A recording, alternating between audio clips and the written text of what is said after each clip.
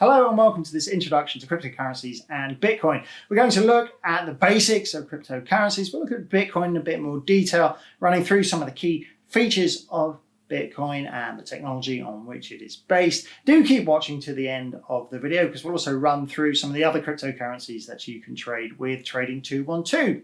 Hello, I'm Peter Martin with Trading 212, and we add educational videos about trading like this to YouTube regularly. If you haven't already, make sure you subscribe to our YouTube channel so that you get to know whenever we add fresh content.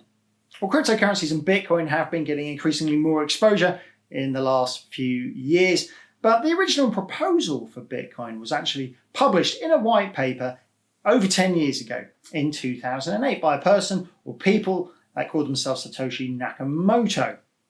In this white paper, it used the term Bitcoin, it laid out how it all might work, proposing a type of electronic cash that wouldn't be controlled by any government. And it laid out the technology that might run the whole operation.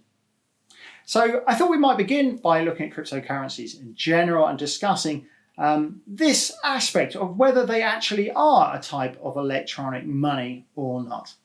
So cryptocurrencies are sometimes described as being digital assets or digital currency, but are they assets or currency? There's some debate as to whether they are more like an asset or more like money.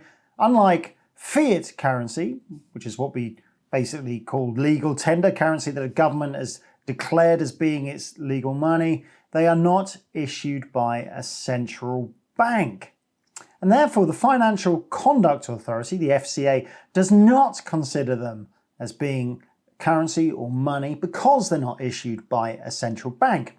The FCA tends to refer to them as exchange tokens, things that can be transferred, stored, or traded electronically. So that's the UK regulatory view on whether cryptocurrencies are money, cash, or whether they are assets. And trying to explain a bit more about what they are and how they work, it's probably instructive to look at the proto-cryptocurrency, which is Bitcoin. So let's take a look at Bitcoin in a bit more detail now. So our Bitcoin basics. Bitcoin was the first cryptocurrency and it was designed to facilitate electronic transactions without relying on trust or a central authority. And at the heart of Bitcoin is a technology called blockchain technology. So let's run through what we mean by that. So blockchain is the technology that is really the foundation on which Bitcoin is built. It's at the heart of Bitcoin and other cryptocurrencies, other coins that came after Bitcoin. And blockchain is a distributed ledger technology, which means that it is the ledger part. It's a record of transactions, a history of all the transactions that have gone on, who exchanged the tokens, when it happened, and then this information is distributed publicly amongst the users of the network. So the network users verify and maintain this ledger. So here we have basically a key facet of blockchain, and that it's not being verified and maintained. It's not being looked after by a central authority. No one person looks after it. The whole network of peers look after maintaining the record. So let's look at that visually. This is very simplified, but it's just to try and give you a loose visual idea of what we've been talking about. So this represents our network of users and they are managing everything. So just to reiterate that key idea we mentioned before, there is no central oversight. Everything is managed by this peer-to-peer network of users. And these users are actually called nodes. And there's just a few shown here, but there'll be lots and lots and lots of them all over the world, all working at once on verifying and maintaining the ledger. And the latest version of the ledger is represented here in the middle. So we have a transaction history here recorded in what are called blocks. And we add new blocks to the chain as time goes on. So this has been distributed out to everyone on the network and they're all working on the latest version of the ledger. And the whole purpose of this setup is to maintain the ledger. That is to keep a record of the transaction history, but without the need for any one body being in charge of it. It's totally decentralized by design. These users, these nodes, they're often called miners. And the reason they're called this is because as a miner expends effort in the hopes of finding gold, these users are expending their efforts in the form of CPU time and electricity in the hopes of getting a reward in the form of exchange tokens. And for the purposes of our example, let's say that we are talking about Bitcoin as our reward. And basically, they're all in a kind of computational race or competition with each other to solve a complex mathematical puzzle. Solving that puzzle is their proof of work.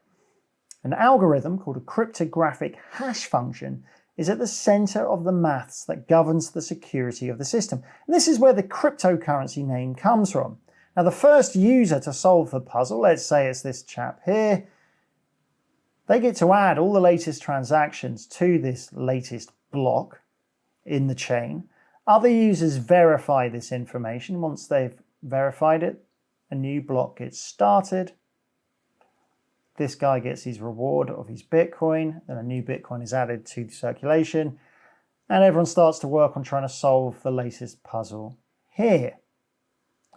Now, as we mentioned earlier, there's no need for trusting anyone else. The security comes from the difficulty of doing the work of solving the puzzle. So to try and go back, let's say, to this block here and try and meddle with the information that's in there, not only would you have to redo the proof of work for that block, but also for the block after.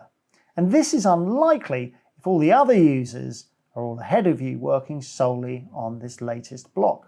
So just to reiterate, that is a very simplified version of what's going on. In reality, of course, there will be discrepancies. For example, not all nodes are actually the same. You will have purely mining nodes, some will be full blockchain nodes, but it was just to give you a broad idea of what's going on. So let's summarize some of the key aspects of Bitcoin. First of all, that one that we've already mentioned, that it is decentralized, doesn't answer to any one authority or body. Also, there are only a finite number of Bitcoin that can ever ultimately be mined. And we'll talk about this in a bit more detail in a future video. There are some similarities with cash. Bitcoin, of course, can be exchanged for goods. And just like with cash, your identity is anonymous. If you have a £10 note, there's no way to go back and find out who owned that £10 note in the past, and that's the same with Bitcoin. If you spend it, no one actually knows who you were. Where the big difference is with cash is the big swings in price that we've seen in Bitcoin in recent years. And this, of course, is what has driven its increasing exposure, the big gains in value it made in recent years, followed by big falls and then some more big gains. So let's take a look at this in a bit more detail by looking at a chart of Bitcoin over the last few years. So this is a weekly chart of Bitcoin giving us an overview going back over 3 years. And we can see the price wasn't doing too much in 2016. So once we get into 2017, though, you can see how rapidly the value of Bitcoin increased, exploding really. It was down beneath $1,000 in early 2017. By the end of that year, it hit almost 20,000 US dollars. Almost as rapidly it fell back again, though, in 2018. In 2019, once again, another huge ramp up in its value. So two things. First of all, we have to note how volatile it's been. That's worth bearing in mind just by itself. But also in terms of the asset versus money debate, it's difficult to use something as a method of payment, either if you are spending it or receiving it, if there's such big uncertainty over where its value might be, month to month, season to season, or sometimes even week to week. Now, of course, Bitcoin isn't the only cryptocurrency, although it is the most famous, and there are quite a few that you can trade with Trading 212. So let's take a look at a list of those now and run through that. So let's quickly run through the cryptocurrencies you can trade with Trading 212. The codes are on the left. BTC for Bitcoin, which we've already talked about. XRP and Ripple. Ripple is actually the name of the network, and XRP is the token on the exchange, though people sometimes just call it Ripple anyway. Ether, which runs on the Ethereum network. Neo, Dash, XMR, Monero, LTC, Litecoin. I don't want to get into these in any detail in this video. We'll talk about them all in a bit more detail in a future video. For now, I would just say that these three at the bottom, Dash, Monero, and Litecoin, are much more similar to Bitcoin than the other three. You can almost think of these three as being almost like offshoots, basically, or derivatives of Bitcoin. They're very close in how they operate to Bitcoin. I hope you enjoyed this basic introduction to Bitcoin and cryptocurrencies. If you did, please take a moment to hit the thumbs up button and give us a like. And why not let us know what you think about Bitcoin or about other cryptocurrencies? Do you like them? Do you not like them? Send us a message in the comment section. We do read each one. But that's all for now from me, Peter Martin, and Trading 212. Thanks for watching. I'll see you next time. Goodbye.